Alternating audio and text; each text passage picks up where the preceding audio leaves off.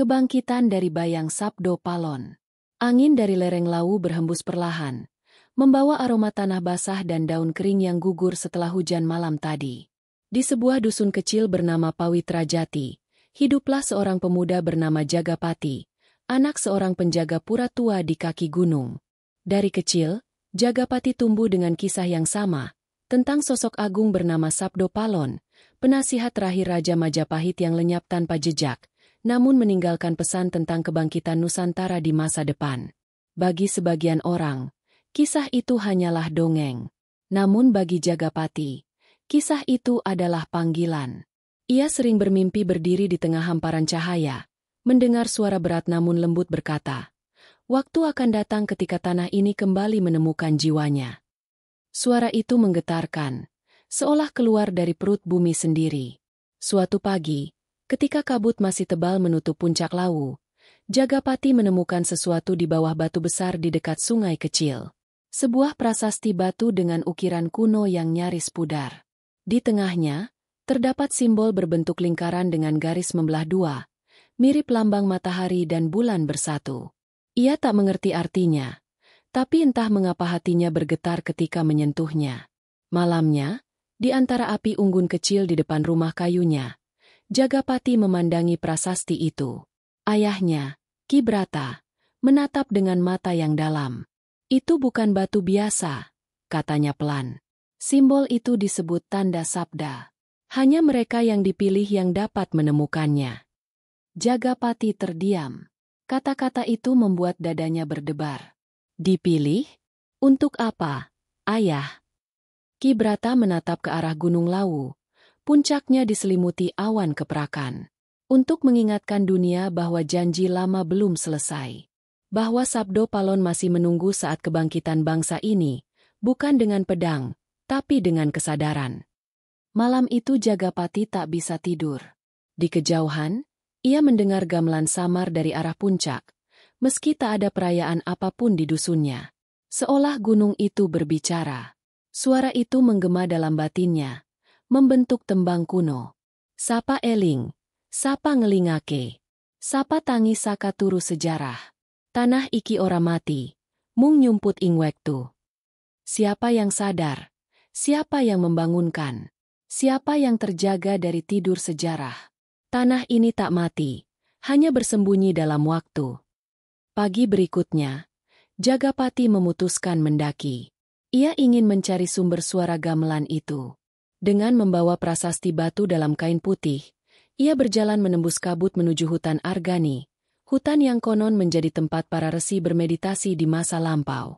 Di sepanjang jalan, ia melihat reruntuhan batu, seolah sisa candi kecil yang tertelan semak. Namun yang membuatnya berhenti adalah patung batu setengah tenggelam di tanah. Wajahnya menyerupai sosok tua dengan senyum samar, mengenakan mahkota sederhana. Ketika ia menyentuh batu itu, sekelebat cahaya melintas di matanya. Ia melihat sekilas bayangan Majapahit masa lalu, istana megah, panji-panji berkibar, dan seorang lelaki tua berdiri di hadapan sang raja. Lelaki itu berbicara dengan suara yang sama seperti dalam mimpinya.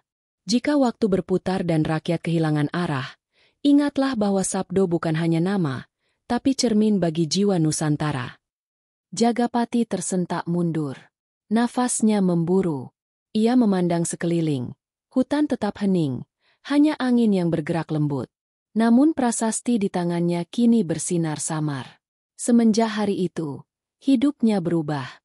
Ia mulai mencatat simbol-simbol yang muncul dalam mimpinya, menggambar peta, dan menuliskan kata-kata yang tak sepenuhnya ia mengerti. Dusun Pawitra Jati memandangnya dengan curiga, menyebutnya gila karena sering berbicara sendiri di pinggir hutan. Namun Ki Brata tahu, anaknya sedang dipanggil oleh sesuatu yang lebih besar dari dirinya. Dan pada malam ketujuh setelah penemuan prasasti, seorang perempuan tua datang ke rumah mereka. Ia menyebut dirinya Nyai Sarinah, pengembara dari pesisir selatan. Matanya tajam, suaranya berat, seolah menyimpan rahasia panjang. "Anakmu telah membuka gerbang pertama," katanya kepada Ki Brata. "Waktunya telah dekat. Sabdo Palon akan berbicara lagi, melalui darah dan kesadaran baru." Dari situlah perjalanan Jagapati dimulai, bukan sekadar mencari legenda, melainkan menyingkap makna di balik simbol yang menghubungkan masa lalu, kini, dan masa depan Nusantara. Sang penjaga waktu di lereng Lawu. Kabut pagi menebal di lereng Lawu ketika Jagapati berjalan bersama Nyai Sarinah menuju arah utara dusun. Langkah perempuan tua itu pelan namun pasti. Tongkat kayunya mengetuk batu jalan dengan irama teratur, seperti dentang waktu yang terus bergerak tanpa henti. Jagapati masih membawa prasasti yang kini dibungkus kain putih, terikat di pinggangnya. Ia belum sepenuhnya mengerti mengapa perempuan asing itu begitu yakin bahwa dirinya membuka gerbang pertama. Namun setiap kata Nyai Sarinah selalu terasa berat, seperti berasal dari masa yang lebih tua dari umur manusia. Gunung ini menyimpan ingatan, ujar Nyai Sarinah di tengah jalan setapak yang menanjak. Setiap batu, setiap pohon pinus, mengingat masa ketika manusia masih berbicara dengan langit. Sabdo Palon bukan hanya sosok. Nah, ia adalah jembatan antara bumi dan nurani. Jagapati terdiam. Angin berhembus, menggoyang ranting. Dari kejauhan terdengar suara air jatuh dari tebing, menambah suasana mistis. Hutan Lawu memang memiliki nuansa yang tak bisa dijelaskan dengan logika. Seolah segala hal di sana memiliki mata yang mengawasi, namun juga melindungi. Mereka tiba di sebuah pelataran batu di tengah hutan. Di sana berdiri reruntuhan candi kecil yang ditumbuhi lumut, dengan arca tanpa kepala di tengahnya. Nyai Sarinah duduk bersila, memejamkan mata. Tempat ini dulu dikenal sebagai Pancuran Wening, tempat para resi menunggu wahyu dari para leluhur. Disinilah kau akan belajar memahami waktu. Jagapati menatap sekeliling. Hening. Hanya gemericik air dan desir angin yang terdengar. Namun saat ia memejamkan mata, tiba-tiba dunia di sekitarnya berubah. Ia mendengar gemuruh gamelan, bau dupa, dan suara orang-orang yang bersenandung dalam bahasa yang asing namun akrab. Ia melihat candi itu utuh kembali. Cahaya berwarna keemasan memancar dari puncaknya. Di tengah cahaya itu berdiri sosok lelaki berjubah putih, tua, namun berwibawa. Jagapati, suara itu bergema di benaknya. Kau bukan pewaris darah, tapi pewaris kesadaran. Waktu telah berputar menuju lingkaran akhir. Majapahit telah menjadi debu. Namun Sabdo masih hidup dalam jiwa orang-orang yang mengingat. Jagapati ingin bertanya siapa sosok itu, tapi tubuhnya tak bisa bergerak. Ia hanya mampu menatap. Lelaki itu mengangkat tangannya, dan di udara muncul simbol yang sama dengan yang ada di prasasti, lingkaran dengan garis membelah dua. Namun kali ini, garis itu berputar perlahan seperti roda. Simbol ini adalah Wening Kala, lambang dari waktu yang tak pernah mati. Lanjut suara itu. Selama manusia masih ingat pada asalnya, Sabdo Palon akan berbicara melalui mereka. Cahaya itu kemudian meredup, dan Jagapati tersadar. Ia kembali duduk di depan arca rusak, peluh menetes di pelipis. Nyai Sarinah menatapnya dengan tatapan dalam. Kau telah melihatnya, bukan? Jagapati mengangguk pelan. Aku melihat sosok berpakaian putih, dia berbicara tentang waktu dan kesadaran. Dialah penjaga waktu, roh pertama yang menjaga rahasia Sabdo Palon, jawab Nyai Sarinah. Ia muncul hanya untuk mereka yang siap menanggung ingatan. Banyak yang mencari Sabdo Palon sebagai kuasa, padahal yang harus dicari adalah makna. Mereka berdua duduk diam cukup lama. Kabut mulai terangkat, memperlihatkan sinar matahari pagi yang menembus dedaunan pinus. Di bawah sinar itu, Jagapati melihat prasasti di pinggangnya kembali bersinar samar, kali ini membentuk pola tambahan, 3 garis kecil di bawah lingkaran utama. Apa artinya? Tanya Jagapati. Itu tanda kedua, jawab Nyai Sarinah. 3 garis itu melambangkan 3 lapisan kesadaran. Masa lalu, masa kini, dan masa depan. Jika semuanya menyatu, barulah gerbang kedua akan terbuka. Hari-hari berikutnya, Jagapati tinggal di hutan bersama Nyai Sarinah. Ia belajar membaca aksara kuno, memahami makna tembang dan doa-doa lama yang berasal dari kitab tak dikenal. Ia juga diajari mendengar suara bumi, bukan dengan telinga, tetapi dengan hati yang hening. Di malam keempat, mereka melakukan semedi di tepi pancuran. Bulan purnama menggantung di langit, memantulkan cahaya pada permukaan air. Tiba-tiba, tanah bergetar pelan dan suara gamelan kembali terdengar. Kali ini lebih jelas. Dari arah timur, muncul cahaya merah seperti bara api yang bergerak pelan mendekat. Nyai Sarinah membuka matanya, menatap ke arah cahaya itu dengan hikmat. Itu pertanda, katanya lirih. Gerbang waktu telah terbuka sebagian. Akan datang seorang utusan dari selatan, membawa pusaka yang telah lama hilang. Kau harus bersiap, Jagapati, sebab jalanmu menuju Sabdo Palon baru saja dimulai. Jagapati menatap cahaya itu, hatinya bergetar di antara takut dan takjub. Ia tahu, hidupnya tak akan lagi sama. Dan jauh di puncak Lawu, di antara kabut yang menutup langit, samar-samar terdengar tawa lembut, suara yang sama dari mimpinya dulu, seolah semesta sedang menyambut kebangkitannya. Jejak di hutan Argani. Fajar menyingkap tirai kabut di lereng Lawu, memandikan pepohonan dengan cahaya keemasan. Jagapati duduk di tepi pancuran, menatap air yang mengalir jernih di sela bebatuan hitam. Di pundaknya, beban baru terasa, bukan beban fisik, tapi beban pengetahuan yang belum utuh. Ia kini mengerti bahwa prasasti di tangannya bukan sekadar peninggalan masa lalu, melainkan kunci menuju kesadaran yang pernah dijanjikan Sabdo Palon. Namun satu pertanyaan terus mengusiknya. Siapa utusan dari selatan yang disebut Nyai Sarinah malam itu? Hari itu, angin dari arah selatan membawa aroma asin laut, sesuatu yang jarang sampai ke hutan Lawu. Nyai Sarinah menatap horizon dengan mata tajam. Ia datang hari ini, katanya tenang. Ia membawa potongan ingatan yang terpisah dari batu itu. Menjelang tengah hari, suara kuda terdengar mendekat di antara pohon pinus. Seorang pemuda berpakaian hitam dengan ikat kepala merah muncul dari kabut. Tubuhnya tinggi dan tegap. Di pinggangnya tergantung keris berukir naga yang memancarkan kilau halus. Ia menunduk hormat begitu melihat Nyai Sarinah. Namaku Ranggapati, utusan dari pesisir kidul, ucapnya. Aku mencari penjaga prasasti Lawu. Jagapati berdiri, menggenggam kain putih di pinggangnya. Tatapan mereka bertemu, tajam namun saling mengenali, seolah ada tali tak terlihat yang menyatukan mereka sebelum kata-kata terucap. Ranggapati lalu membuka bungkusan kecil dari kulit kayu yang dibawanya. Di dalamnya ada pecahan batu hitam. Permukaannya memantulkan sinar yang sama dengan prasasti Jagapati. Ketika dua potongan itu didekatkan, muncul cahaya lembut membentuk pola baru. Simbol lingkaran utama kini lengkap dengan 3 garis dan 1 titik di tengahnya. Ini adalah Watu Niskala, kata Nyai Sarinah perlahan. 2 bagian yang terpisah sejak keruntuhan Majapahit.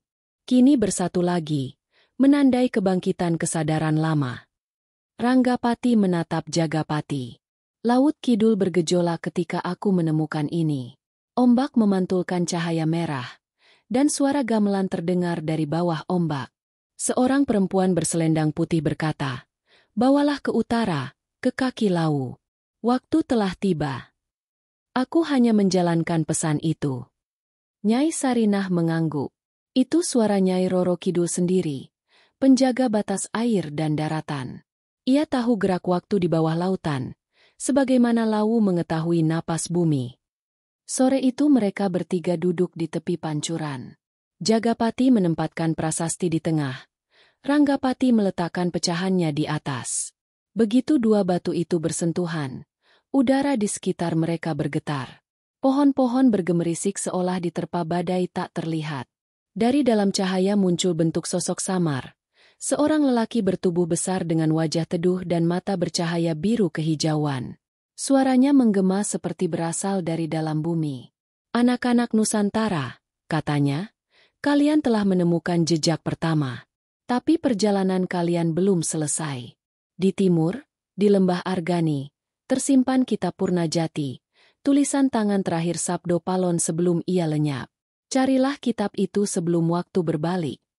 Cahaya itu kemudian menghilang, meninggalkan keheningan panjang. Hanya nyala kecil di prasasti yang terus berdenyut seperti jantung bumi. Ranggapati menatap Jagapati dengan penuh tekad. "Kita harus menuju lembah Argani sebelum bulan purnama berikutnya. Aku sudah melihat tanda-tandanya di laut. pusaran air yang membentuk lingkaran seperti simbol batu itu. Nyai Sarinah berdiri dengan tenang, menatap arah timur. Perjalanan ini tak hanya menembus hutan, tapi juga menembus lapisan waktu. Di Argani, batas antara masa lalu dan kini akan kabur. Kalian harus menjaga pikiran agar tak tersesat oleh bayangan masa lampau. Malam itu, mereka menyiapkan perbekalan.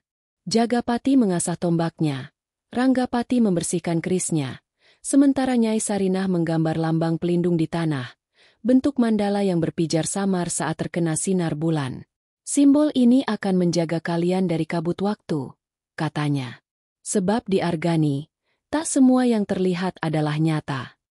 Perjalanan dimulai sebelum fajar. Mereka berjalan menuruni lembah melalui jalur batu yang jarang dilalui manusia. Udara semakin lembab. Aroma tanah dan akar tua menguar kuat. Burung-burung berhenti berkicau. Hanya suara langkah kaki yang terdengar. Di tengah hutan lebat, mereka menemukan tanda-tanda aneh. Rangkaian batu tegak berlumut, seolah membentuk jalur menuju pusat hutan. Namun semakin jauh mereka melangkah, semakin ganjil suasananya. Pepohonan mulai berubah bentuk, seakan membungkuk memberi jalan. Kabut berwarna keperakan turun dari atas. Dan di antara kabut itu tampak bayangan manusia purba berbaris membawa obor. Jagapati memejamkan mata, mencoba mengingat pesan Nyai Sarinah. Jangan takut pada bayangan. Mereka hanyalah gema dari waktu. Di ujung perjalanan, mereka tiba di tepi lembah yang dalam. Di bawah sana, sinar biru keunguan berpendar dari antara reruntuhan candi besar yang tertelan tanah. Ranggapati tertegun. Itukah Argani? Nyai Sarinah mengangguk. Itulah tempat di mana Sabdo Palon menulis kata terakhirnya. Di sanalah kalian akan mengetahui makna sejati dari kebangkitan. Jagapati menatap lembah itu. Hatinya berdebar seperti gendang perang. Di udara, samar-samar terdengar tembang kuno yang seolah datang dari kedalaman tanah, mengiringi langkah mereka menuruni jurang waktu. Dan di langit lau, awan bergulung seperti pusaran naga, menandai bahwa roda waktu Nusantara mulai berputar kembali. Sumpah para penjaga pusaka. Langit di atas lembah Argani tampak berat. Awan berwarna tembaga bergulung di puncak pepohonan yang melingkari reruntuhan candi tua. Jagapati berdiri di tepi jurang, menatap ke bawah di mana sinar biru keunguan masih memancar dari dasar lembah, seperti napas yang keluar dari perut bumi. Ranggapati berdiri di sebelahnya, memegang kerisnya erat. Sementara Nyai Sarinah berkomat kamit melafalkan mantra pelindung agar mereka tak tersesat dalam lapisan waktu yang berlapis di tempat itu. Mereka menuruni lembah perlahan. Setiap langkah terasa menembus masa. Suara gemericik air berpadu dengan bisikan-bisikan yang tak jelas asalnya. Kadang terdengar seperti doa, kadang seperti tangisan. Di tengah perjalanan, Jagapati mulai merasakan hawa panas yang muncul dari tanah. Udara di sekeliling bergetar, dan seolah-olah candi yang tampak jauh tadi kini semakin dekat dalam sekejap mata. Di dasar lembah, mereka menemukan Candi Argani, bangunan megah setengah runtuh dengan dinding yang dipenuhi ukiran huruf Jawa kuno. Di tengah halaman, terdapat batu besar berbentuk meja altar.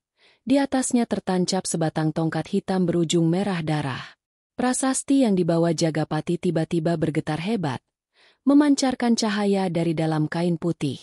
Ranggapati langsung tahu bahwa tongkat itu bukan benda biasa. Itu tongkat luhuring bumi, bisik Nyai Sarinah dengan nada hormat.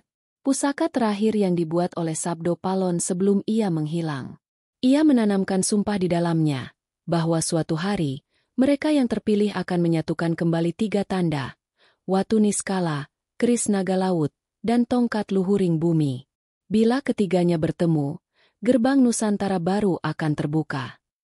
Jagapati menatap tongkat itu. Cahaya biru di sekitarnya menari seperti api hidup. Ia mendekat perlahan, dan ketika tangannya menyentuh batu altar, udara seketika berubah beku. Semua suara lenyap, bahkan desah napas sendiri tak terdengar. Dalam keheningan itu, muncul cahaya putih pekat di hadapannya. Dari dalam cahaya itu melangkah sosok berjubah abu-abu. Wajahnya tidak sepenuhnya terlihat, namun suaranya dalam dan penuh wibawa. Jagapati, Ranggapati, Dan engkau, Sarinah dari Kidul, ucapnya. Kalian telah sampai pada titik di mana masa dan jiwa bertemu. Aku adalah penjaga sumpah lama, saksi dari hilangnya Majapahit dan tenggelamnya nurani bangsa ini. Sebelum kalian menyentuh pusaka itu, kalian harus bersumpah di hadapan bumi. Jagapati berlutut tanpa sadar, diikuti Ranggapati dan Nyai Sarinah. Sosok itu menatap mereka bergantian, lalu melanjutkan.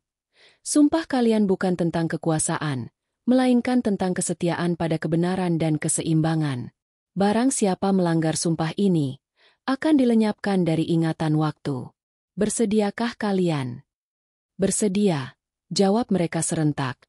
Suara mereka menggema di dinding batu. Sosok itu mengangkat tangannya, dan cahaya menembus dada mereka bertiga. Jagapati merasakan dadanya panas, seperti ada api yang menyala di dalam. Di dalam pikirannya muncul rangkaian kata, bukan dari bahasa yang ia kenal, tapi maknanya jelas. Jaga bumi, jaga jiwa, jaga sabda. Setelah cahaya memudar, tongkat di altar bergetar hebat dan perlahan terangkat dari batu. Jagapati menyambutnya dengan kedua tangan. Begitu ia menggenggam, kilatan cahaya membentuk bayangan-bayangan. Wajah-wajah orang dari berbagai masa, dari petani, pendeta, hingga prajurit. Mereka semua menatapnya, lalu hilang bersama sinar yang menyatu ke dalam tongkat. Pusaka ini kini mengenalmu, kata Nyai Sarinah. Namun ingat, tongkat itu bukan milikmu. Ia hanya menumpang pada jiwamu hingga waktunya tiba. Ranggapati melangkah maju, menancapkan kerisnya di tanah di depan altar. Dengan ini aku bersumpah menjadi penjaga sabda. Biarlah darahku mengikat janji ini. Darah mengalir dari telapak tangannya dan menyentuh tanah, menyatu dengan simbol yang tergambar di lantai batu, lingkaran yang sama dari prasasti Watu Niskala. Nyai Sarinah kemudian mengeluarkan kendi kecil berisi air dari Laut Kidul. Ia menuangkan setetes air di atas keris dan tongkat. Air laut dan tanah gunung telah bersatu, katanya pelan. Sumpah para penjaga pusaka kini lengkap. Namun, sebelum mereka sempat berdiri, gemuruh keras mengguncang lembah. Dinding batu bergetar, dan dari arah barat muncul bayangan besar berbentuk manusia. Namun matanya merah menyala seperti bara. Suaranya berat, bergaung seperti guntur di dalam gua. Berhenti, tak semua sumpah layak diulang. Ranggapati segera menghunus kerisnya. Jagapati mengangkat tongkat. Nyai Sarinah menatap bayangan itu dengan mata tenang. Itu Bayangkala, penjaga waktu yang menolak perubahan. Ia mencoba menghentikan kebangkitan Nusantara. Pertempuran tak terhindarkan. Tongkat luhuring bumi memancarkan cahaya kuning keemasan, bertemu dengan semburan api merah dari tangan Bayangkala. Lembah Argani berubah menjadi medan benturan dua kekuatan kuno. Jagapati berteriak. Seluruh tubuhnya diselimuti cahaya. Dalam sekejap, tongkat itu menusuk jantung bayangan tersebut, dan dari dalamnya keluar kabut hitam pekat yang segera lenyap di udara. Ketika semuanya usai, tanah berhenti bergetar. Di tengah keheningan, Jagapati menatap langit yang kini berwarna biru terang. Ranggapati memegang pundaknya dan berkata pelan, "Sumpah sudah terucap. Kini kita bukan lagi pengembara. Kita adalah penjaga sabda." Nyai Sarinah menatap keduanya dengan bangga. Perjalanan belum selesai. Sumpah kalian baru membuka satu gerbang. Dua gerbang lagi menunggu di timur dan utara. Di sanalah Sabdo Palon akan menampakkan dirinya sepenuhnya. Di lembah Argani, cahaya pagi menembus reruntuhan candi, menyinari tiga sosok yang berdiri tegak di antara sisa-sisa sejarah. Dan dari balik kabut, samar-samar terdengar suara tua, lembut namun tegas. "Bangunlah, anak-anak bumi. Sabdaku belum berakhir." Bulan merah di langit Nusantara. 7 malam setelah pertempuran di lembah Argani, langit Lawu berubah warna. Bulan yang biasanya perak kini bersinar merah darah, menggantung rendah di antara kabut. Angin berhembus panas, membawa suara-suara samar yang terdengar seperti nyanyian para leluhur dari masa silam. Jagapati, Ranggapati, dan Nyai Sarinah berkemah di tepi lembah, di bawah pohon besar yang akarnya mencengkeram batu seperti tangan raksasa. Mereka tahu, Pertanda itu bukan kebetulan. Bulan merah adalah sinyal dari gerbang kedua yang mulai terbuka. Nyai Sarinah duduk bersila di depan api unggun kecil. Matanya terpejam. Bulan merah menandakan bumi sedang menegur langit. Ucapnya pelan. Sumpah yang kalian ucapkan telah mengguncang lapisan halus dunia. Bayang kala mungkin telah dikalahkan, tetapi penyeimbangnya akan muncul. Roh penjaga arah timur, Lelana Wirandaka, penguji hati manusia. Ranggapati menatap Jagapati. Jika penyeimbang itu muncul, apakah kita harus melawannya? Tidak, jawab Nyai Sarinah. Kalian harus memahaminya. Sebab ia bukan musuh, melainkan cermin. Malam itu mereka tidak tidur. Udara menjadi semakin panas meski angin bertiup kencang. Dari kejauhan terdengar suara kendang dan suling, seperti suara upacara besar yang digelar di langit. Ranggapati menggenggam kerisnya. Jagapati memegang tongkatnya yang kini bersinar lembut keemasan. Lalu dari arah timur, muncul sosok bayangan berjalan perlahan di atas kabut. Tingginya 2 kali manusia biasa, mengenakan jubah dari kain putih berpendar. Wajahnya tidak jelas, namun suaranya menggema menembus udara. Anak-anak Sabdo, kalian telah mengguncang tidur para penjaga lama, katanya. Sumpah kalian mengubah keseimbangan antara dunia kasat mata dan dunia niskala. Sebelum kalian melangkah lebih jauh, tunjukkan bahwa jiwa kalian masih murni. Jagapati maju selangkah, menundukkan kepala. Kami tidak mencari kuasa, hanya mencari kebenaran dari sabda yang hilang. Sosok itu mengangkat tangannya, dan tiba-tiba tanah di bawah mereka memudar menjadi lautan cahaya. Ketiganya kini berdiri di tengah ruang tanpa batas, di mana langit dan bumi menyatu menjadi satu warna merah tembaga. Lelana Wirandaka menatap Jagapati. Kebenaran tidak ditemukan, ia dihidupkan. Maka tunjukkan wujud kesadaranmu. Sekejap kemudian, di depan mereka muncul 3 bayangan diri, cerminan dari masa lalu. Jagapati melihat dirinya sebagai bocah kecil yang takut menghadapi dunia. Ranggapati melihat dirinya sebagai prajurit muda yang haus pengakuan, dan Nyai Sarinah melihat wajahnya sendiri di masa muda, ketika ia menolak panggilan leluhur dan hidup dalam kesendirian. Hadapilah diri kalian, kata Lelana. Hanya yang mampu memaafkan dirinya sendiri yang dapat melangkah menuju Nusantara baru. Jagapati mendekati bayangannya. Bocah itu menangis, memeluk lututnya. Aku takut, katanya. Takut menjadi orang yang gagal melanjutkan sabda. Jagapati berlutut, menatap mata bayangan itu, lalu berkata, kita tidak perlu sempurna untuk menjadi penerus. Cukup setia pada panggilan jiwa. Saat itu juga, bayangan itu memudar, meninggalkan sinar hangat di dadanya. Ranggapati menghadapi bayangannya dengan keris terhunus. Kau terlalu mencintai perang, ujar sosok cermin itu. Kau berjuang bukan untuk rakyat, tapi untuk dirimu sendiri. Ranggapati menatap kerisnya lama, lalu menancapkannya ke tanah cahaya. Aku berjanji, mulai hari ini aku akan menjadi pelindung, bukan penakluk. Bayangan itu tersenyum, lalu hilang seperti asap. Sementara Nyai Sarinah berdiri dia menatap bayangan mudanya. Aku pernah menolak jalan ini, katanya pelan. Aku memilih kesunyian karena takut kehilangan mereka yang kucintai. Bayangan itu menjawab, tapi karena kau memilih sunyi, kau mendengar suara bumi. 2 sosok itu kemudian menyatu dalam cahaya lembut. Lelana Wirandaka menurunkan tangannya. Kalian telah menyeimbangkan jiwa kalian sendiri. Maka lihatlah, gerbang kedua telah terbuka. Langit di atas mereka terbelah, memperlihatkan pemandangan luar biasa. Lautan cahaya berwarna emas berputar perlahan membentuk lingkaran raksasa. Dari dalam lingkaran itu turun seberkas sinar yang mendarat di depan Jagapati. Ketika sinar itu meredup, tampak sebuah benda melayang perlahan. Sebuah kitab berbalut kulit hitam dengan ukiran berbentuk matahari dan bulan di sampulnya. Kitab Purnajati, bisik Nyai Sarinah penuh haru. Tulisan tangan terakhir Sabdo Palon. Jagapati menyambut kitab itu dengan kedua tangan. Saat jari-jarinya menyentuh permukaan kulitnya, ia melihat sekilas potongan visi. Ribuan rakyat bekerja bersama tanpa raja, tanpa perang, membangun negeri yang damai. Di atas mereka berdiri sosok putih besar yang tersenyum, Sabdo Palon. Suaranya menggema di dalam kepala Jagapati. Bangsa ini lahir bukan dari darah, tapi dari kesadaran.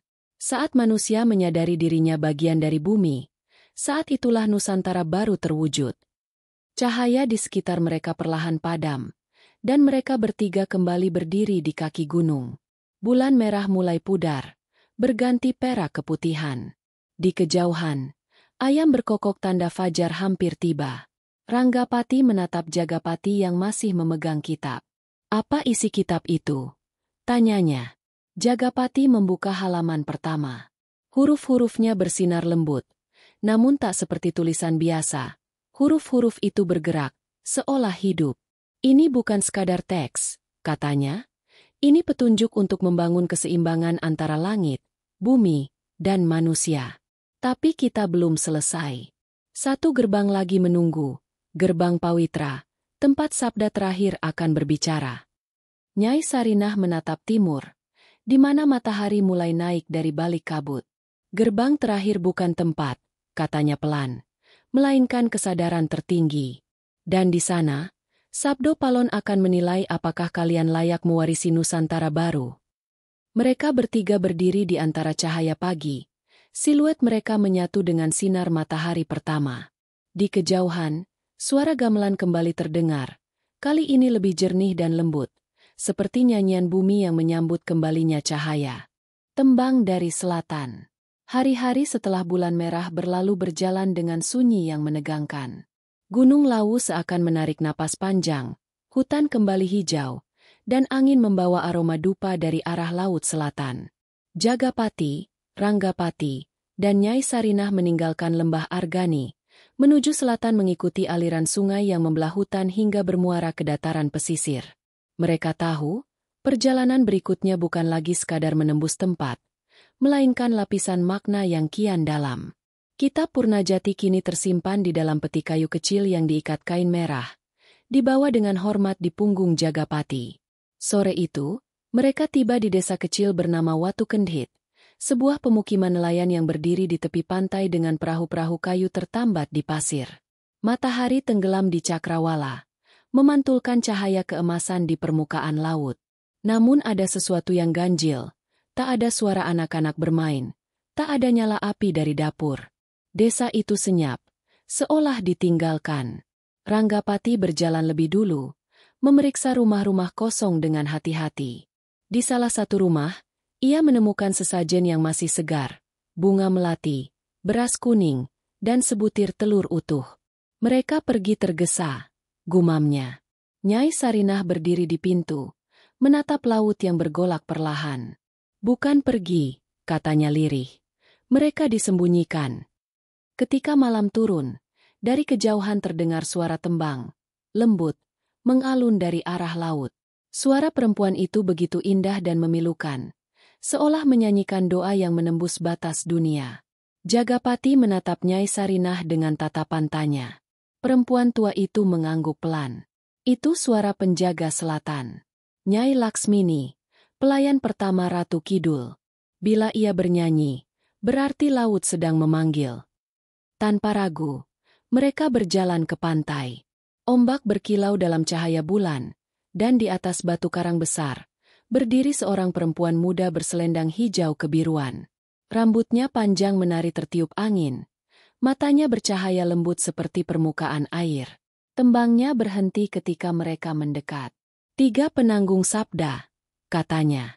"Langit telah mengirim kalian." Jagapati menunduk hormat. "Kami datang membawa kitab Purnajati, mencari jalan menuju gerbang Pawitra." Perempuan itu turun dari batu, melangkah tanpa meninggalkan jejak di pasir.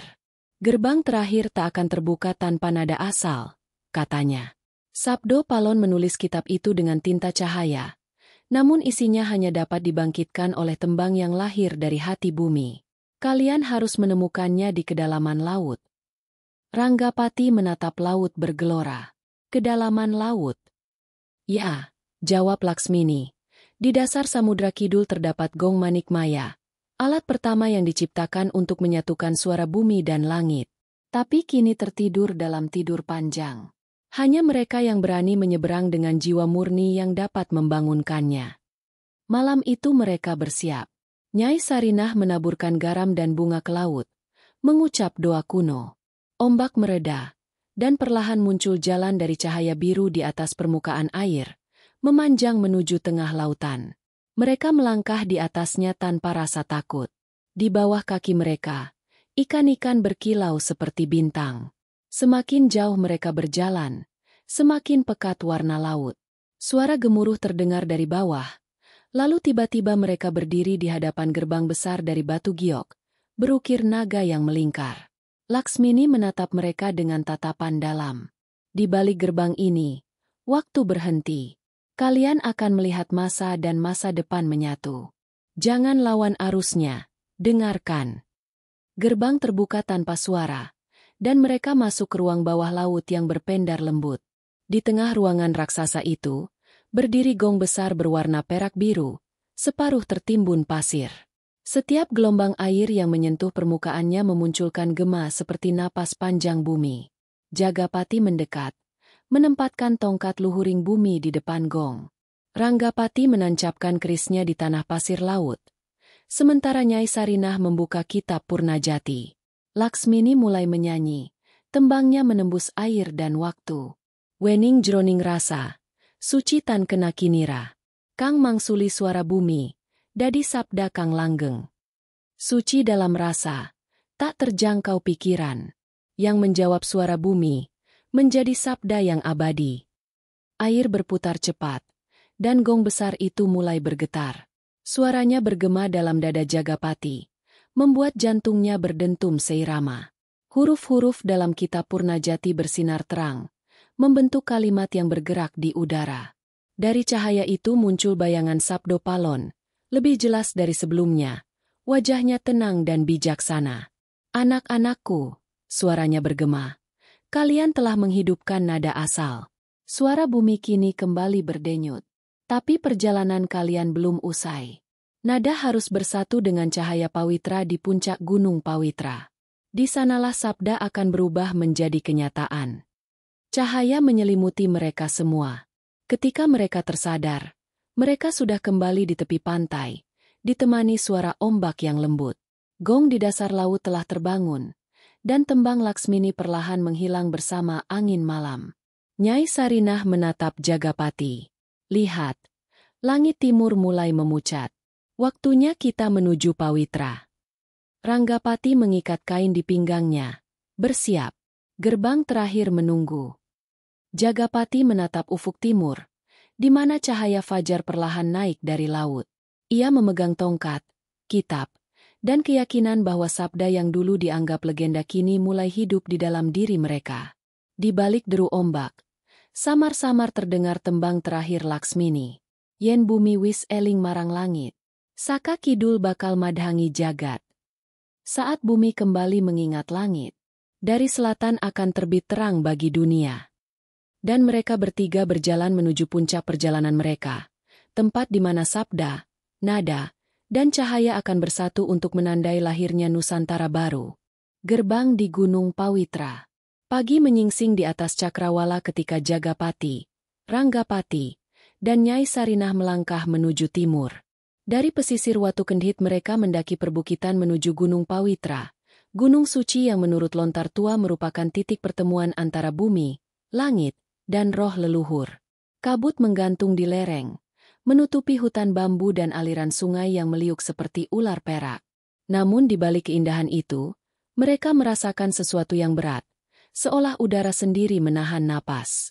Pawitra bukan sekadar gunung, ujar Nyai Sarinah sambil menatap puncak yang tertutup awan. Ia adalah nadi terakhir Nusantara lama.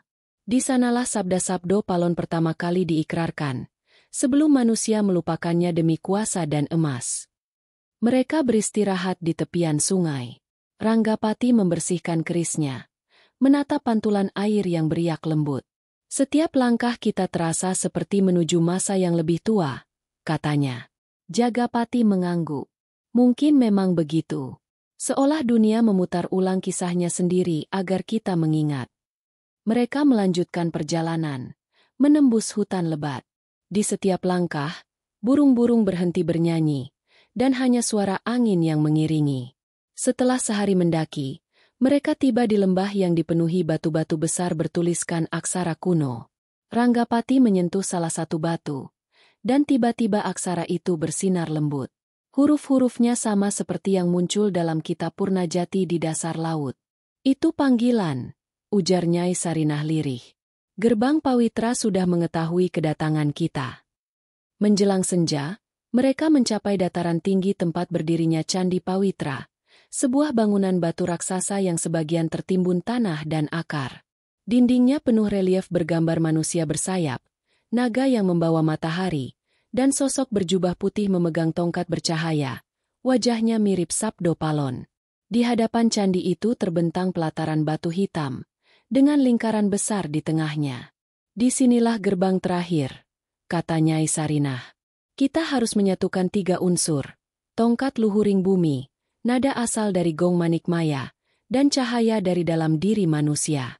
Hanya dengan keseimbangan itu Sabdo Palon dapat berbicara kembali. Malam itu mereka mendirikan api di depan candi.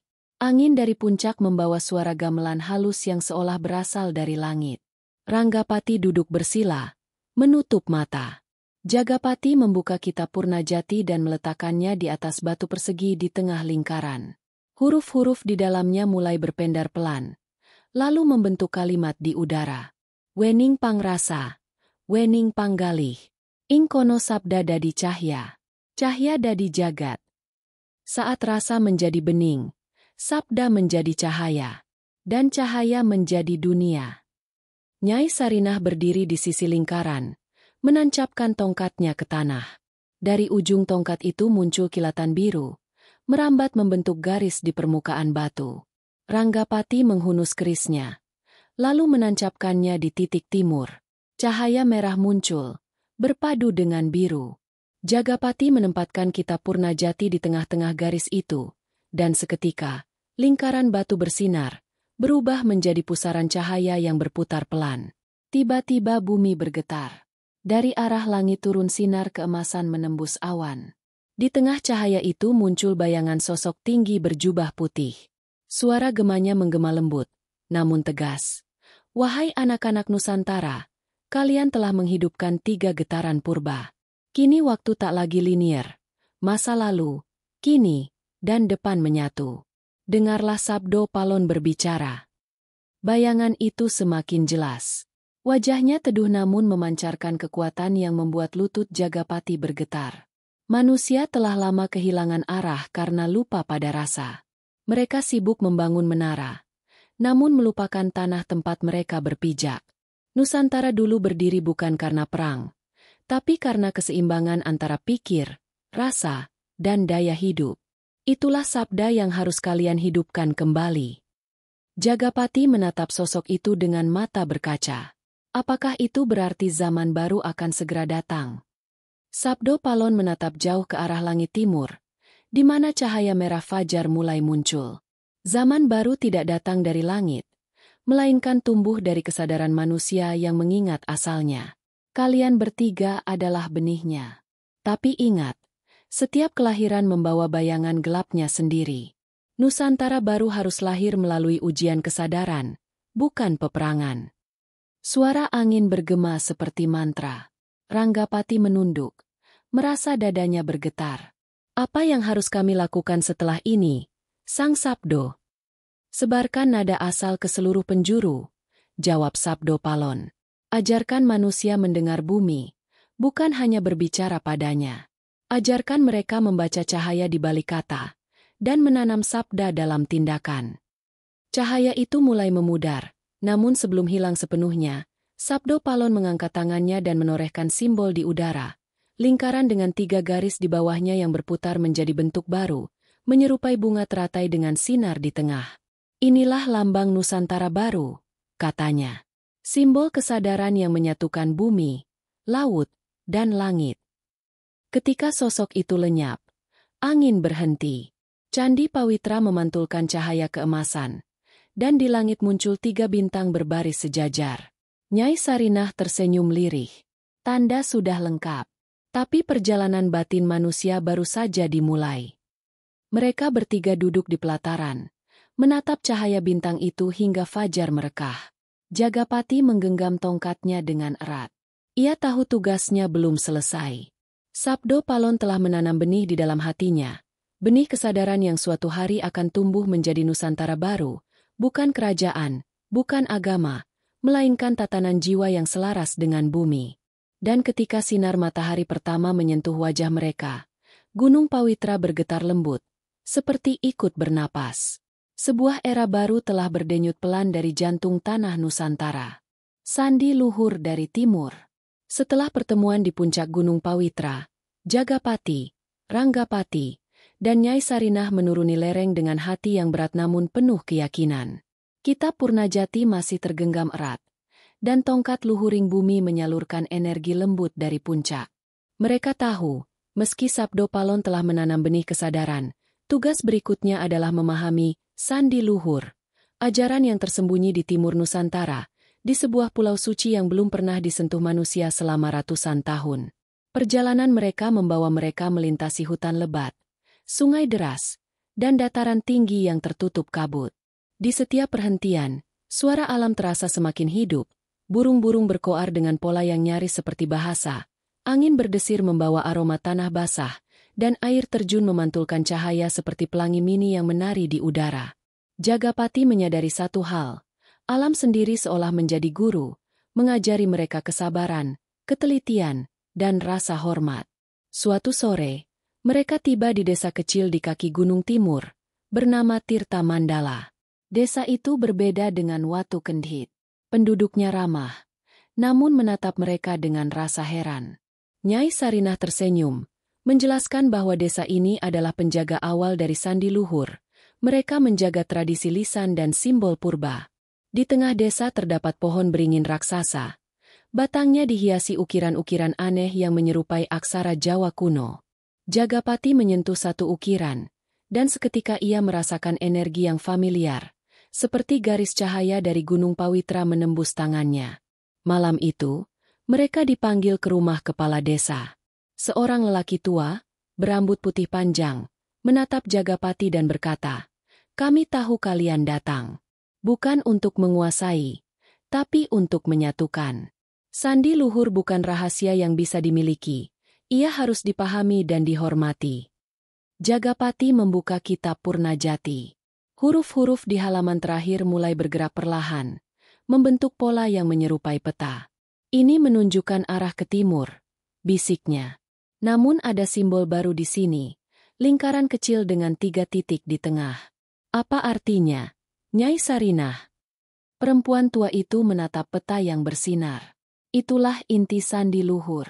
3 titik melambangkan 3 elemen yang harus disatukan. Jiwa manusia, kesadaran alam, dan cahaya leluhur. Hanya ketika ketiganya selaras, sabda-sabdo Palon dapat diwujudkan sepenuhnya." Keesokan harinya, mereka meninggalkan desa dan melintasi laut timur menuju pulau suci yang dimaksud. Ombak tenang namun berkilau, seolah menyambut kedatangan mereka. Begitu menjejakkan kaki, mereka disambut udara hangat dan cahaya keemasan dari matahari pagi. Pulau itu dipenuhi batu besar yang tersusun seperti labirin, masing-masing dihiasi aksara purba dan simbol lingkaran Sabdo Palon. Di tengah pulau, berdiri candi luhur, struktur megah yang sebagian tertimbun pasir. Nyai Sarinah berjalan di depan mereka, membacakan mantra lama, dan tiba-tiba pintu candi terbuka. Di dalamnya, terdapat ruangan besar dengan cahaya lembut memancar dari batu di tengah. Batu itu berpendar sesuai dengan getaran tongkat Jagapati dan keris Ranggapati. Saat mereka melangkah, bayangan masa lalu muncul. Sosok manusia, pohon, sungai, dan gunung, semua bergerak perlahan, menunjukkan harmoni Nusantara di masa lampau. Nyai Sarinah menatap mereka. Ini bukan hanya sejarah. Ini adalah cerminan masa depan yang mungkin terjadi jika manusia kembali selaras dengan bumi dan diri mereka sendiri. Tugas kalian adalah menafsirkan cerminan ini, dan membawa pesan itu ke dunia. Jagapati mengangkat kitab Purnajati. Huruf-huruf bergerak, membentuk kalimat. "Sadarilah bahwa cahaya yang menuntunmu bukan dari langit, tapi dari kesadaran yang kalian hidupkan." Ia tersentak. Kata-kata itu menegaskan apa yang selama ini ia rasakan, bahwa perjalanan mereka bukan untuk menemukan artefak atau kuasa, tapi membangkitkan jiwa Nusantara melalui simbol, kata, dan tindakan nyata. Di malam terakhir di pulau itu, Nyai Sarinah menatap Jagapati dan berkata, "Esok, kalian akan menempuh perjalanan pulang, membawa sandi luhur ke setiap penjuru Nusantara. Tapi ingat, simbol dan pusaka hanyalah alat. Yang menentukan Nusantara baru adalah hati manusia yang mampu mendengar bumi." Ranggapati memandang laut yang tenang. Kerisnya berpendar lembut. "Aku mengerti. Kita bukan lagi pengembara. Kita adalah pembawa cahaya." Jagapati mengangguk, memegang tongkat dan kitab dengan erat. Ia merasa energi dari Gunung Pawitra, dari Gong Manikmaya, dan dari sandi luhur kini bersatu di dalam dirinya, memberi rasa damai sekaligus tanggung jawab yang tak ringan. Dari kejauhan, cahaya fajar menembus kabut, menandai awal babak terakhir perjalanan mereka menuju Nusantara baru. Dan di pulau suci itu, suara tembang purba terdengar lagi, lembut namun jelas, seakan bumi sendiri menyambut mereka. Yen rasa lan pikir siji, cahya bakal tumumbuh saka ati. Saat rasa dan pikiran bersatu, cahaya akan tumbuh dari hati. Menyambut Nusantara baru. Matahari pagi menembus kabut saat Jagapati, Ranggapati, dan Nyai Sarinah meninggalkan pulau suci di timur. Lautan di sekeliling mereka tenang, seakan memberi restu atas perjalanan panjang yang telah mereka tempuh. Kitab Purnajati, tongkat luhuring bumi, dan keris Ranggapati kini membawa energi yang bersatu, simbol-simbol yang membangkitkan kesadaran Nusantara dalam diri mereka. Perjalanan kembali ke daratan utama bukan sekadar fisik, setiap langkah adalah meditasi, menghubungkan hati, pikiran, dan jiwa dengan bumi. Di tengah perjalanan, Jagapati merasakan perubahan yang halus namun nyata di sekitarnya. Hutan yang mereka lalui tidak lagi hening. Burung-burung berkicau dalam pola teratur, sungai bersuara gemericik seperti nyanyian, dan cahaya matahari menembus dedaunan membentuk bayangan yang menyerupai simbol lingkaran Sabdo Palon. Ranggapati memperhatikan perubahan ini, merasakan ketenangan yang tidak pernah ia alami saat perang. "Ini, bumi sedang berbicara kembali," gumamnya. Mereka tiba di desa Tirta Mandala, yang kini tampak lebih hidup. Anak-anak bermain di sungai, dan penduduk menyambut kedatangan mereka dengan senyum hangat. Nyai Sarinah tersenyum, memandang Jagapati dan Ranggapati.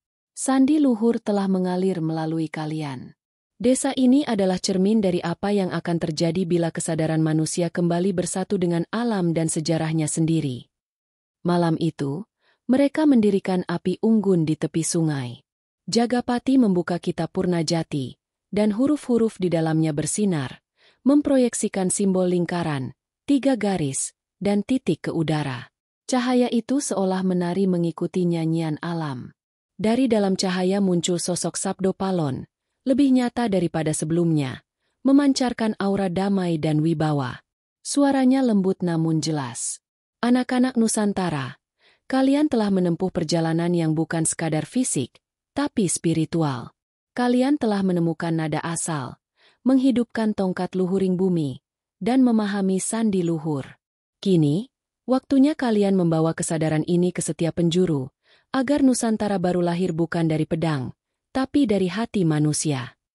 Jagapati menunduk, merasakan getaran kata-kata itu dalam seluruh tubuhnya. "Bagaimana caranya, Sang Sabdo?" tanyanya. "Dengan tindakan nyata," jawab Sabdo Palon. "Bawalah simbol, pusaka, dan ajaran ke desa-desa, kota-kota, dan gunung-gunung. Ajarkan manusia mendengar bumi, memahami kata, dan menanam sabda dalam perbuatan.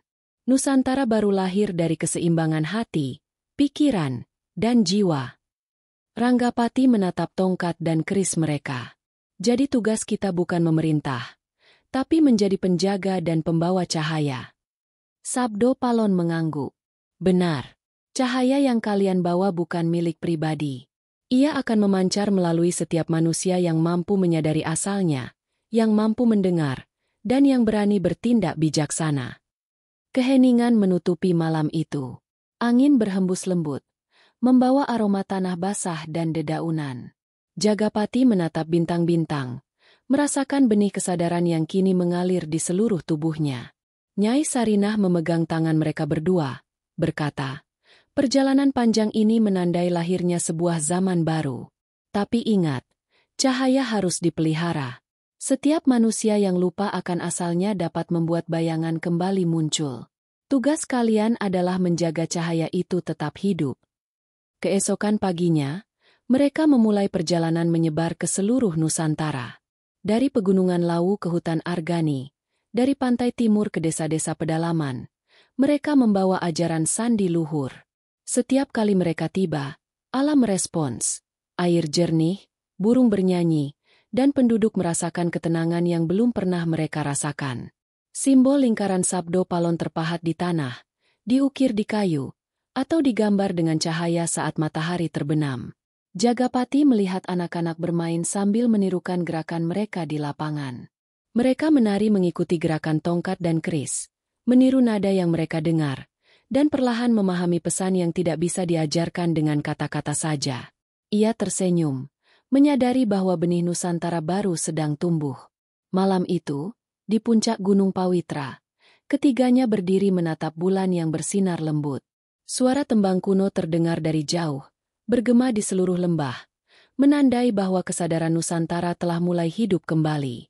Jagapati memandang Ranggapati dan Nyai Sarinah, lalu berkata, inilah akhirnya, tapi juga awal dari perjalanan yang lebih panjang. Nusantara baru lahir dari hati kita, bukan pedang atau kekuasaan.